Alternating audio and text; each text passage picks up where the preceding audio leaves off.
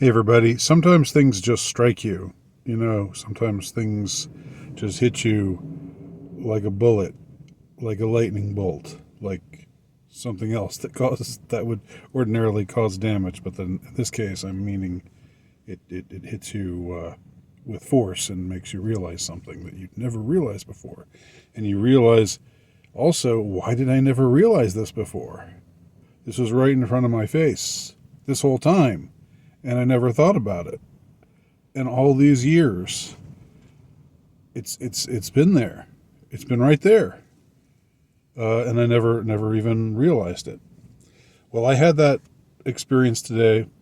I didn't exactly feel hit with a bullet. I'm being a little hyperbolic there, but I did have a wow moment when I was just for some reason thinking about the song "I Don't Like Mondays" by the Boomtown Rats.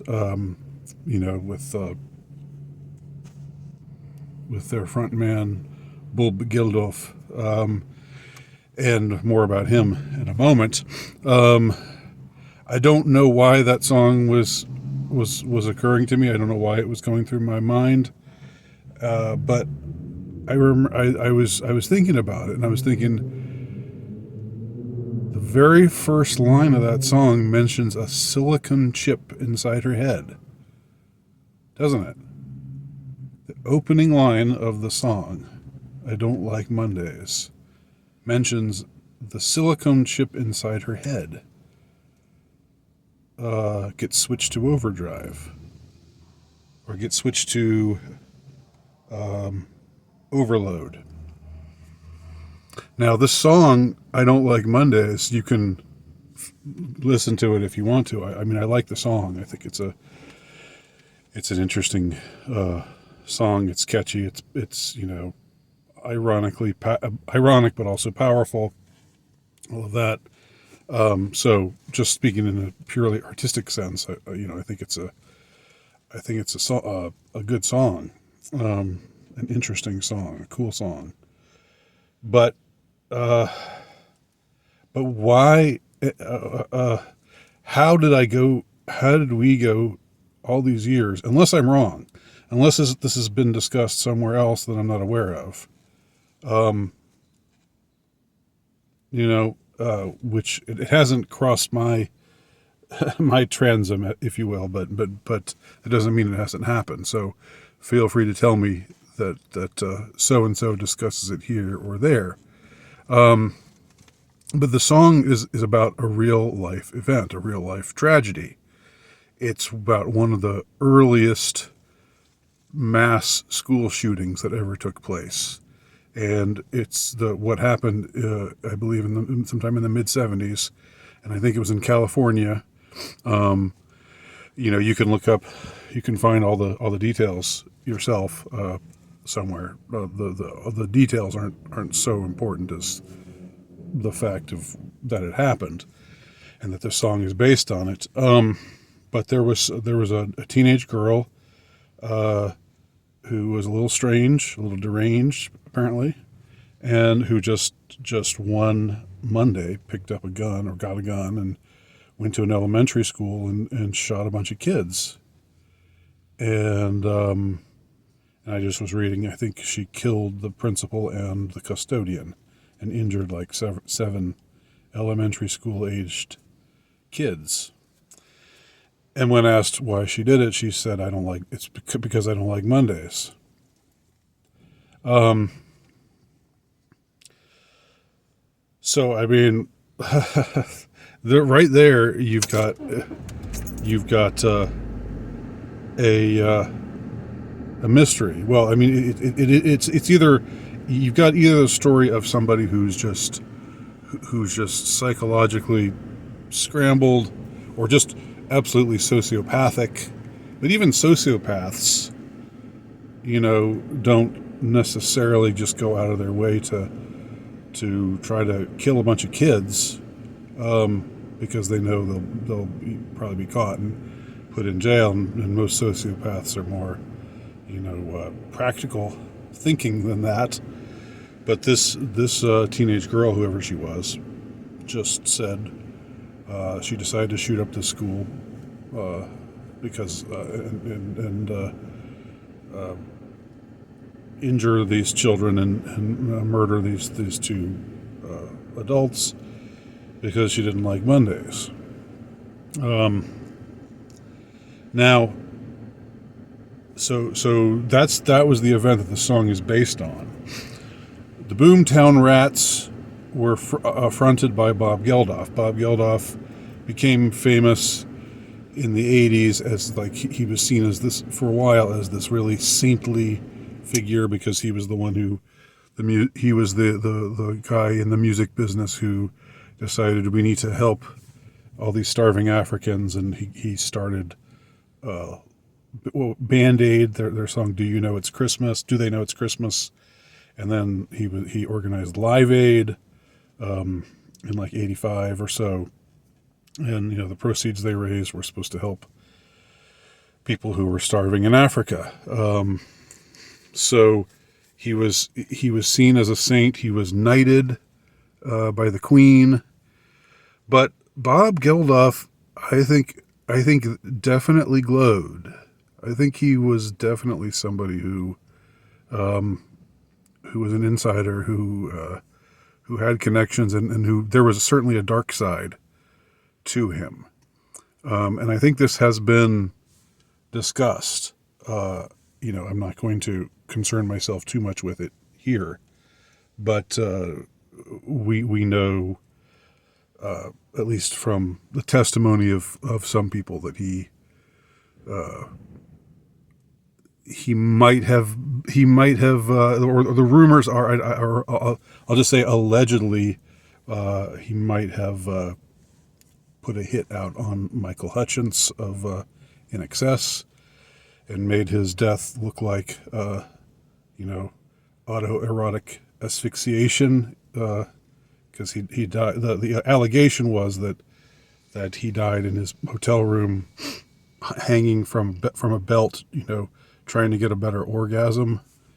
So it's like this really embarrassing, humiliating way to die. But he just happened to be having an affair with Geldof's estranged wife or ex-wife or something. I don't know all the details, but I'm not seeing anything here that's disputed, or I'm not saying that the story is true. I'm saying that the rumors are out there, and he's seen as the sort of person who wielded enough power and who had enough influence where he could do such a thing.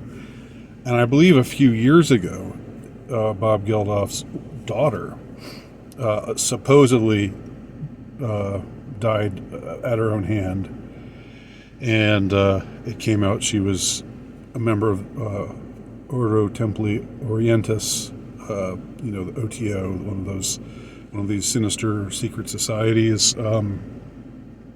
and so what I'm saying is he seemed to be a man who had,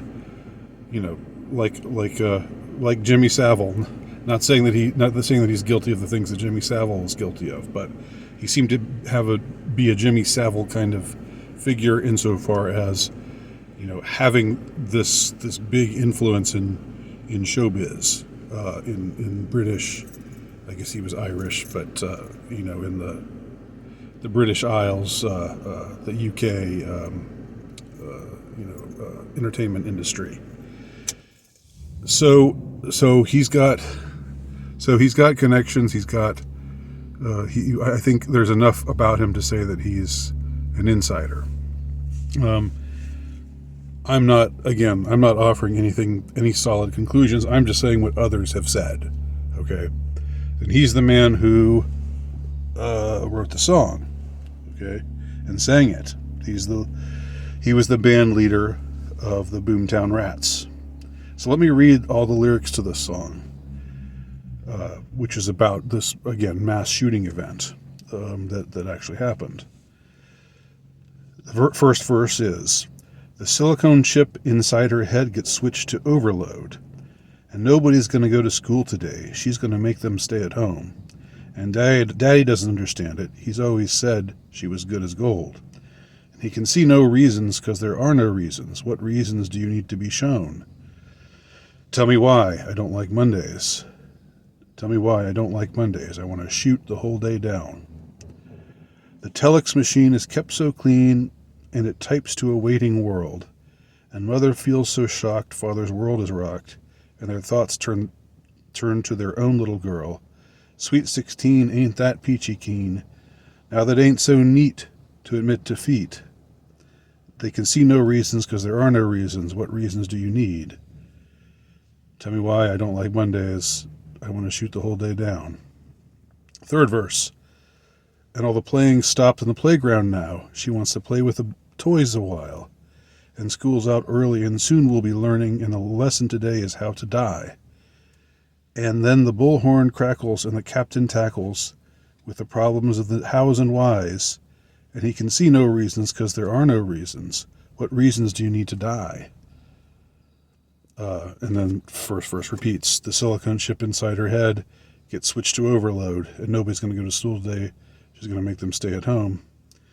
And Day doesn't understand it. He's always said that she was good as gold. He can see no reasons because there are no reasons. What reasons do you need to be shown? So most of the lyrics are just about, the event and how people reacted to the event, and how the girl, the shooter, this teenage girl, how she responded to questions about why she did it by saying, I don't like Mondays. But what sticks with me is the opening line. The silicone chip inside her head gets switched to overload. I mean, and I'm honestly mystified. Like, I wonder, is there a kind of a spell cast on people where there's something so obvious as that and they don't think about it? I mean, myself included. I didn't think about I think we're sort of trained not to think about song lyrics. I remember as a kid, being interested in certain pop song lyrics, and that was part of what drew me to Duran Duran, because Simon Le Bon's lyrics were always really cool and interesting and cryptic and stuff, and I enjoyed that. But often I would catch flack for it. I would be like, why do you care? Why do you care what it means? What these words mean? It's just a song, So that anti-intellectual sort of dismissiveness, waving you away for overthinking something. If you want to think about something at all, you're overthinking. But something like this, like, why didn't people say, wait a minute, what are you talking about? The silicone chip inside her head gets switched to overload. That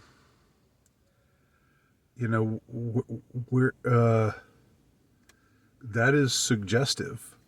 That is suggestive of mind control. Mind control via, chip technology. The switch gets this girl's got a chip in her head, and it's switched to overload, whatever that means, and that's what triggers her behavior, evidently. So, I think it's pretty wild that a song lyric like that can appear in a song, and people don't think about it. People thought the song was really, what's the right word? They enjoyed the sort of ironic take on the song. Mordant would be the word, that this mordant song. Very, very dramatic sounding song, but also there's this kind of a aloofness to it that's a little bit chilling. Kind of like the girl herself and her attitude about shooting a bunch of kids, saying, because I don't like Mondays, that's why I did it. But this business with the silicone chip, again, and it makes me go back to the case that I've talked about a few times, that I've written about a few times, of one of the earliest mass shootings, a pre-internet age mass shooting, which took place at Perimeter Mall in Atlanta,